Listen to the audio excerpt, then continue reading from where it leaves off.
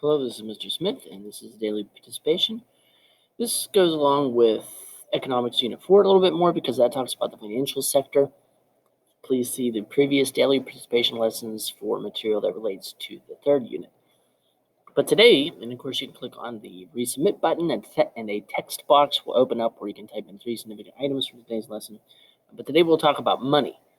And when we think of money, of course, a lot of us picture what we have in our wallets, dollar bills and coins in particular, but money actually includes quite a wide variety of things.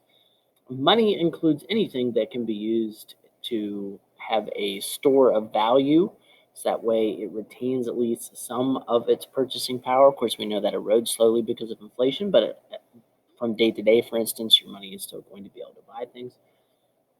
It is also a medium of exchange, which means it can be used to buy goods and services. We use that medium, that intermediate medium that's in between the two different goods that are traded as a way of exchanging. That's more efficient than trading and bartering because obviously everyone has a different opinion about how much things are worth, and there's not a standardized system of measurement in everybody's minds when they have a certain amount of items, loaves of bread, and the other person has milk that they want to exchange.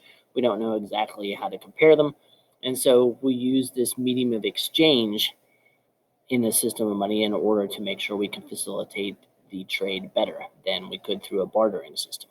And that's another thing, is it has a unit of account. Money is something that comes in units, so that way we can compare more easily.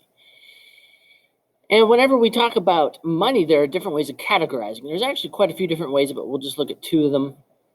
And this is based on something else involving money, which is called liquidity. And liquidity, hence the word liquid, means how easily it flows. And those in the M1 category include those items in the money supply that have a high level of liquidity. In other words, we can make quick purchases with them.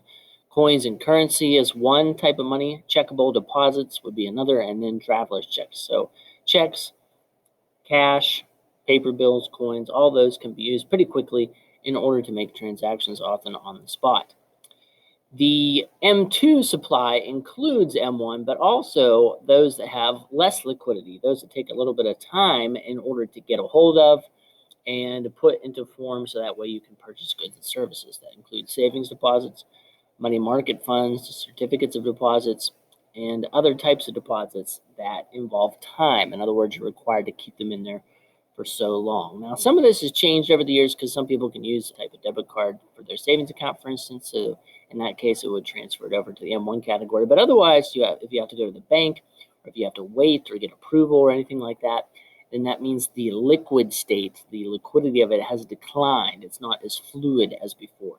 So both of those combined include the money supply known as M2. And this is what the Federal Reserve, or central bank, that we'll talk more about later, needs to keep track of, is the total money supply, because obviously the greater the supply of money, the lesser the value. Supply and demand work with money the same as any other marketplace. And so the tighter the supply, the lower the supply, which includes both of these things, will help contain the value of money. The greater the supply, the lower the value will end up being in the long run. And that's why they also need to distinguish between the two of these, because if they increase the supply, for instance, of M2, that's not going to have as much of an impact on the overall value, for instance, as M1 would, because if they increase the supply of M1, like currency, for instance, that's going to have an almost immediate impact, and going to decrease the value of money much quicker, whereas it will take longer since the M2 category includes things that have less liquidity. But when we talk about money, especially currency in particular, we need to make sure that it has these 6 characteristics, and there can certainly be other ones that occur, but obviously, we don't want to have an inefficient system of money because that would defeat the point. And so currency needs to especially have these types of characteristics. Durability, which means that it's not going to have to be replaced often, because if the Treasury has to put a lot of effort into constantly replacing paper bills and coins, like on a monthly basis or something like that, or in case of coins on a monthly basis, that would be incredibly expensive, and it would decrease the purpose of having the currency in the first place. Uniformity, which means that people aren't going to have disputes. Oh, my money is different than yours. It needs to all be the same, or at least extremely similar. Obviously, there are going to be differences when they update the currency and they don't get the old ones out fast enough.